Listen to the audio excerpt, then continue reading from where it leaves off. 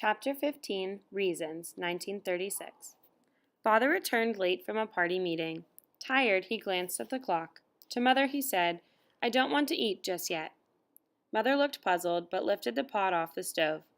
Father took a chair and put it close to the door in the hall. By the hall light, he read the newspaper.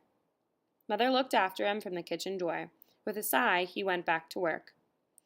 Father scanned the newspaper very absent-mindedly. Each time there was a sound anywhere in the house, he opened the door a crack. I had stopped playing long before. From the living room I watched Father's strange behavior and wondered what it might mean. When he recognized Herr Schneider's footsteps on the stairs, my father wrenched open the door. He flung the newspaper to the floor and stepped out onto the landing. Herr Schneider was climbing the stairs slowly. Friedrich at his side. Friedrich was carrying his father's briefcase. My father barred their way. Both looked at him in astonishment. "Herr Schneider," Father said in a muffled voice, "may I ask you to come in for a moment?" Herr Schneider asked, "Can Friedrich come too?" Father agreed. He led them both into our living room. He offered Herr Schneider a seat by the window, assigning Friedrich to me. Friedrich and I quietly played dominoes in the corner by the stove. Father gave Herr Schneider one of his good Sunday cigars. He lit a cigarette for himself. The two smoked in silence for a while before they began. "I find it difficult, Herr Schneider," Father murmured finally, and then he said in a slightly louder voice, "May I speak freely and openly?" He asked Herr Schneider straight in the eye. Herr Schneider's face had grown very serious. At first he hesitated. "I beg you to," he finally replied. The hand holding the cigar trembled slightly. Specks of ash floated onto his trousers and the floor.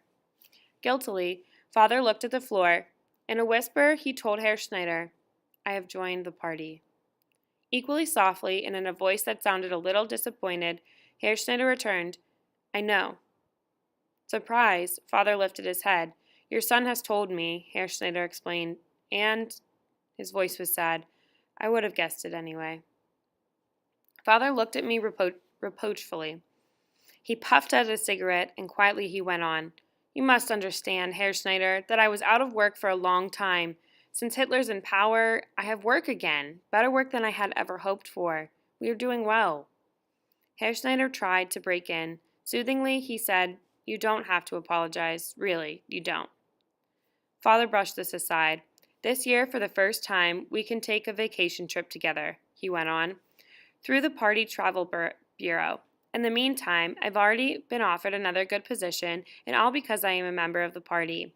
Herr Schneider, I have become a member of the NSDAP because I believe it's of advantage to my family and myself."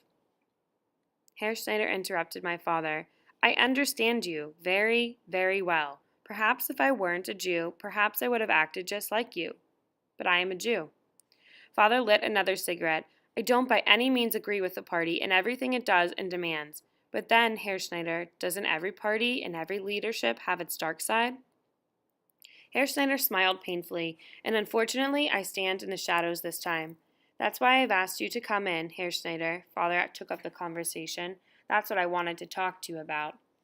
Herr Schneider said nothing. He just looked at Father. There was no sign of fear in his eyes. His hand no longer trembled, and he breathed evenly. He smoked his cigar with obvious enjoyment. Friedrich had pushed the dominoes aside long ago. He was listening intently.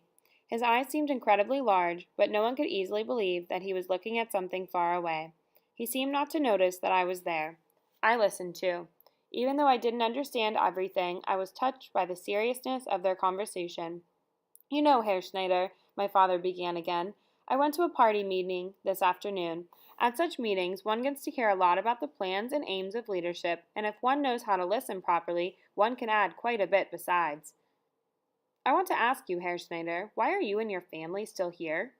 Herr Schneider looked astonished, but my father was already going on.